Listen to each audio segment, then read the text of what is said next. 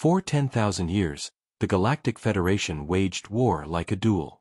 To them, combat was an art form. Their ships were handcrafted by artisans, each one unique, powered by singularities and piloted by warrior poets who spent decades mastering the blade and the beam. When they fought with honor. They met their enemies in open space, exchanged formal declarations, and danced a deadly ballet of light and energy. It was beautiful. It was elegant. And against the xenophage, it was useless. The xenophage did not care about art. They did not care about honor. They were a biological tide that consumed stars. They didn't send champions, they sent biomass. Trillions of drones, bred in the hollowed-out carcasses of dead moons, thrown against the Federation's elegant fleets until the lasers ran dry and the shields failed. The Federation was losing. Not because they lacked courage, and not because they lacked technology. Their weapons were eons ahead of anything else in the galaxy. They were losing because they didn't understand math. They ran out of missiles before the enemy ran out of bodies. They ran out of pilots before the enemy ran out of drones. Desperate, facing extinction, the High Council broke their oldest law. They looked to the rim systems. To the dirty, smoke-choked worlds of a species they had previously dismissed as primitive tool users. They called the humans. They expected warriors. They expected heroes. Instead, we sent them an accountant. This is the story of how humanity saved the galaxy. Not with a superweapon. Not with a chosen one. But with the most terrifying force in the universe. Standardized logistics. Welcome to Apex Sci-Fi. If you know that a bullet is useless without a supply truck, hit that like button. Subscribe to the channel. Let's check the inventory. Chapter 1. The Audit of War. Marshal James Stukov did not look like a savior. He stood in the center of the grand conclave of light, surrounded by the towering, luminous figures of the Ilari High Council. The floor was made of suspended light. The air smelled of ozone and crushed lilacs. Stukov smelled of recycled coffee and synthetic starch. He wore the standard-issue gray dress uniform of the United Sol Logistics Corps. No medals. No gold braid. Just a datapad in his hand and a look of profound irritation on his face. High Counselor Valeris. Stukov spoke, his voice grating against the harmonious acoustics of the room. I have reviewed your request for military aid. I have reviewed your tactical assessments. And I have reviewed your current industrial output. Valeris, a being of shimmering light and telekinetic grace, nodded solemnly. Then you understand the gravity, Marshal. We need your fleets. We need your dreadnoughts. The xenophage is at the Antares Gate. If that falls, the core worlds burn. Stukov tapped his screen. I understand that you are fighting a war of attrition with a handcrafted army. My team inspected your Golden Armada this morning. It's a mess. A gasp rippled through the council. A mess. Valeris bristled, his halo flaring red. The Golden Armada is the pinnacle of engineering. Each ship is a masterpiece, forged by a master right over 50 years. Exactly, Stukov said, unmoved. 50 years to build one ship. I checked your casualty reports. You lose an average of 12 ships per day on the front line. Your replacement rate is 0.05 ships per day. You are mathematically dead. You just haven't stopped moving yet. Stukov walked pacing the circle. Furthermore, I looked at your supply chain. You have 47 different types of ammunition for your infantry. Your energy cells are not interchangeable between ship classes. If a cruiser runs out of fuel, it cannot take fuel from a destroyer because the nozzles are different sizes. You rely on artisanal logistics. You assume your supply lines will never be cut. He stopped and looked Valeris in the eye. The xenophage doesn't have supply lines. It eats what it kills. It is 100% efficient. To beat it, you don't need masterpieces. You need trash. Trash? Valeris asked, horrified. You need ships that can be built in 3 days, Stukov said. You need ammunition that fits into every single rifle in the galaxy, regardless of who is holding it. You need tanks that are ugly, cheap, and so numerous that they clog the enemy's digestive tract. Stukov threw the datapad onto the table of light. The United Sol Federation accepts your contract. But on one condition. Name it, Valeris whispered. Total command, Stukov said. We don't just command the fleets. We command the economy. We command the factories. We command the atoms. You want to survive? You stop being artists. You become a factory. The council was silent. They looked at the hologram of the xenophage swarm devouring their worlds. They looked at the ugly, gray human. Agreed, Valeris said, bowing his head. We are yours. Stukov didn't bow. He checked his watch. Good. My engineers land in 1 hour. Tear down this hall. We need the space for a munitions depot. Chapter 2. The Standardization of Death. The transition was violent. Not physically, but culturally. The humans descended upon the Federation worlds like a plague of gray locusts. But instead of consuming, they organized. Lieutenant Kalen of the Federation Royal Guard watched in horror as his ancestral hangar bay was gutted.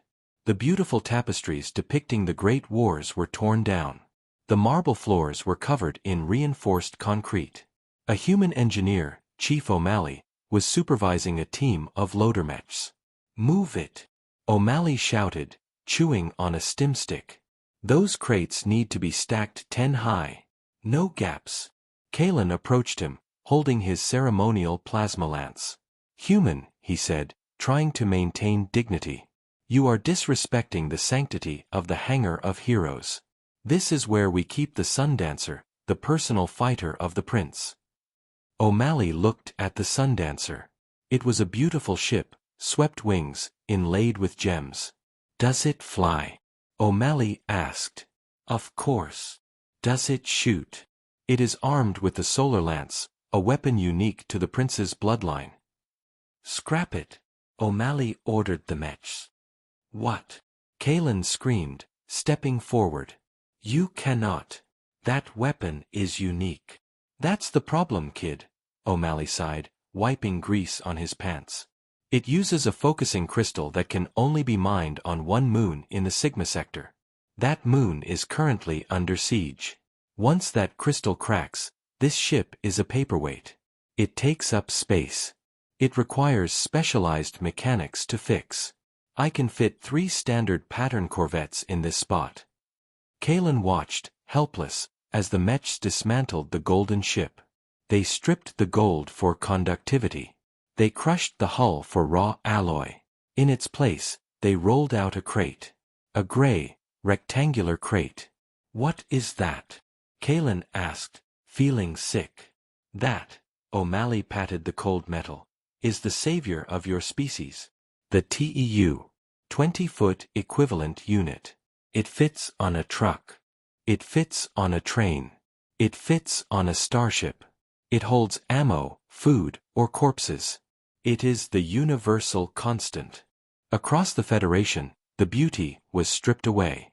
Humans introduced the concept of the STC, Standard Template Construct. There would be no more custom rifles. There was now only the M99 pulse rifle. It was heavy, ugly, and blocked the recoil with brute mass. But you could drop it in mud, run it over with a tank, and it would still fire. And more importantly, if you died, the soldier next to you could pick up your magazine and use it. The Federation pilots, accustomed to neural-linked cockpits that responded to their emotions, were forced into human simulators. This stick controls the pitch, the human instructor yelled. This button kills the enemy. Stop trying to feel the ship. It's a machine. Drive it like one. It was humiliating. It was degrading. But then, the reports started coming in from the factory worlds. Before the humans, the Federation produced 100 starfighters a month. In the first week of human management, the output was 0. Retooling. In the second week, it was 0. In the third week, the factories turned on. Output, 50,000 units. The Iron River had begun to flow. Chapter 3. The Forge World. The planet of Lyria Prime was once a garden world. It was known for its singing forests and crystal oceans. It was a resort planet for the Federation elite. Marshal Stukov looked at Lyria on the holographic map. It has 40% iron core composition, Stukov noted. And unlimited water for cooling. Perfect. 6 months later, Lyria Prime was gone. In its place was Forge World Alpha. From orbit, the planet was no longer blue and green. It was gray and orange. The atmosphere was choked with thick clouds of industrial runoff. The oceans were boiling, used as heat sinks for the massive fusion foundries that ran 26 hours a day. Ambassador Ilara, a Federation diplomat, came to inspect the world.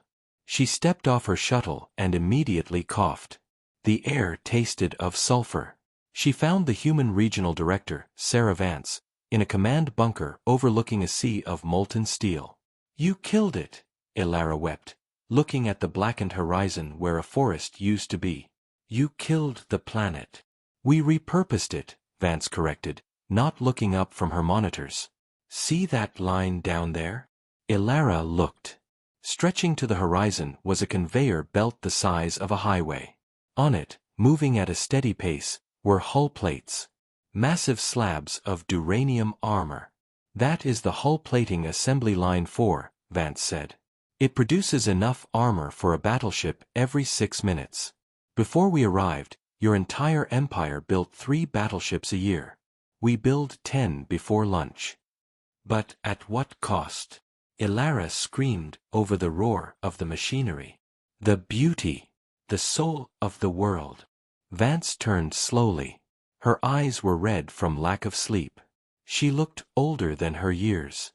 "Ambassador," Vance said softly, "the xenophage eats planets.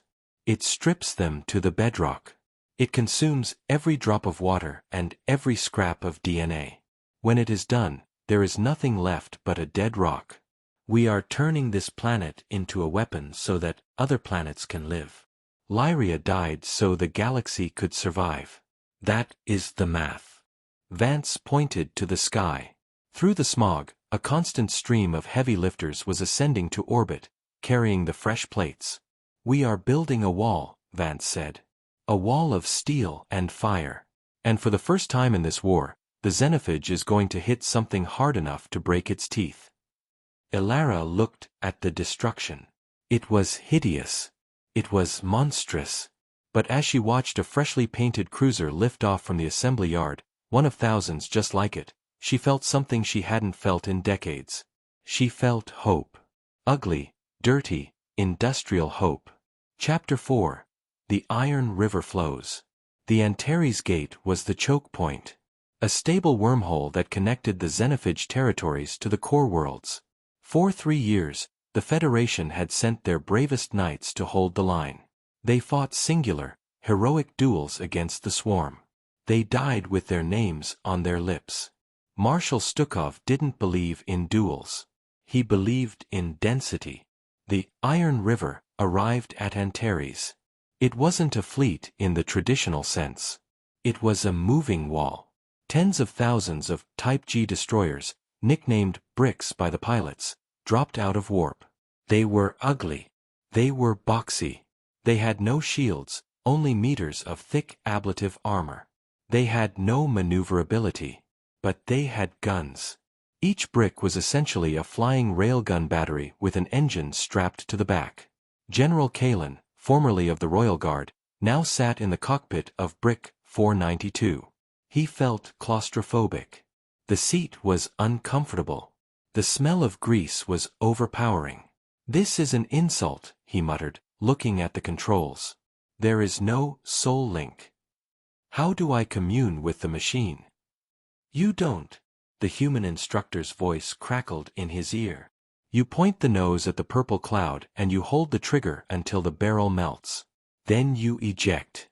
We have another ship waiting for you. Eject." Kalen asked. And abandon the vessel? The vessel costs 40,000 credits, the human replied. Training a pilot costs 4 million. The math says save the pilot, screw the ship. Now, form up. Grid formation alpha. The fleet didn't scatter. They locked together.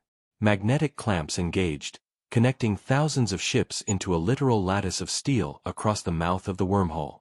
They turned a 3D battle into a 2D siege. They created a firing line 10,000 miles wide. Behind them, the freighters arrived. Not carrying weapons, but carrying ammo. Millions of tons of tungsten slugs. Coolant. Spare barrels. Stukov stood on the bridge of his flagship, the FMS spreadsheet. He didn't look out the window. He looked at a monitor showing ammunition depletion rates. The enemy enters range in T-10, an officer reported. Stukov took a sip of lukewarm coffee. Open the valves. Let's see if they can swim upstream. Chapter 5. The Meat Grinder. The xenophage swarm emerged from the gate like a spray of blood. Trillions of biodrones, shrieking with psionic hunger. They expected to find what they always found, a thin line of golden ships dancing in the dark. Instead, they hit the wall. Free fire. Stukov ordered. The wall erupted. It wasn't precise targeting. It was saturation. 50,000 railguns fired simultaneously. The space in front of the gate ceased to be a vacuum. It became a solid zone of flying tungsten moving at Mach 300. The first wave of the xenophage didn't even have time to die. They simply vaporized. The kinetic energy turned the biological matter into a rapidly expanding cloud of plasma. The swarm pushed. They were mindless. They knew only forward. They crashed into the plasma cloud of their dead brothers, blinded. And the rounds kept coming. Thud, thud, thud, thud. The sound inside the human ships was a rhythmic, industrial pounding. The autoloaders feeding the guns. Barrel temperatures spiked. Barrel 4 is melting. Kalen shouted in his cockpit. Eject the core. Switch to auxiliary barrel. The computer barked. Kalen pulled a lever. The red-hot barrel was jettisoned into space, and a fresh, cold one snapped into place. The firing didn't stop for a second. The xenophage tried to flank. But the humans had brought mine-layer drones. Billions of them. The flanks were a soup of nuclear proximity mines. The enemy tried to ram. They crashed into the bricks. Kalen saw a massive bio-titan crash into the ship next to him. Brick 491. The ship crumpled. The armor buckled. But it didn't explode. It was too solid. It acted like a doorstop. And then, the ship behind it simply fired through its destroyed comrade to kill the Titan. We are losing 500 ships an hour, a Federation officer screamed on Stukov's bridge. Stukov checked his tablet. Production is currently at 600 ships an hour. We are net positive. Keep firing. It was the coldest calculus the galaxy had ever seen. The humans turned the battle into a math equation. X equals enemy biomass. Y equals tungsten supply. As long as Y greater than X, victory was inevitable. For 3 days, the guns didn't stop. The pile of dead xenophage matter grew so dense it started to have its own gravitational pull. And finally, the gate flickered. The swarm stopped.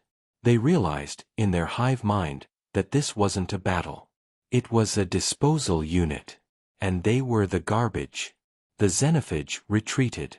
Chapter 6. The Bill. The silence after the guns stopped was deafening. The Antares gate was secure. The xenophage had been pushed back to the dark space. The galaxy was safe. But it was not the same galaxy. The Federation Council met on the ruined surface of their capital. The crystal spires were still standing, but they were covered in gray soot from the human factories. Marshal Stukov walked in. He looked tired. He needed a shave. High Counselor Valeris stood up. You saved us, he said. his voice filled with genuine awe and a little fear. "The swarm is gone. We owe you everything." "Not everything," Stukov said, sitting down heavily. "Just this." He slid the datapad across the table. Valeris looked at the number. His eyes widened. This is more credits than exist in the entire Federation economy." "It's an itemized bill," Stukov explained. "Labor, materials, hazard pay, and the lease on the ships. You didn't buy the fleet, Counselor. You rented it. The subscription has expired." "We cannot pay this," Valeris whispered. "We know," Stukov said. He leaned back. "So we'll take trade rights instead. We want the mining rights to the Outer Rim. We want the terraforming contracts for the core worlds. And we want a seat on the council." "A seat." Valeris looked at the gray-uniformed human. "You want to govern?" "We want to optimize," Stukov corrected. "Your government is inefficient. You spend too much on art, not enough on infrastructure. We can fix that." Valeris looked out the window. He saw human construction ships already rebuilding the city. They were ugly, blocky, and fast. They were putting up prefab housing for the refugees. It wasn't pretty. But it was warm. It was safe. The golden age of heroes was over. The age of steel had begun. "Agreed." Valeris signed the pad. "They call it the Pax Humana. The human peace. There are no more grand duels. There are no more artisan starships. The galaxy is a little grayer now. A little more crowded. A little louder. The elves complain about the smoke. The dwarves complain about the safety regulations. But the xenophage never came back. They looked at the wall of steel and decided to find easier prey in another galaxy. Humanity taught the universe a valuable lesson that day. Strategy is important. Courage is necessary. But logistics? Logistics is how you win. This has been Apex Sci-Fi. If you enjoyed seeing the galaxy saved by spreadsheets and railguns, smash that like button. Comment below. Would you rather fly a beautiful golden ship that might explode, or an ugly brick that gets you home alive? Subscribe to the channel. Inventory complete. Signing off. End of recording.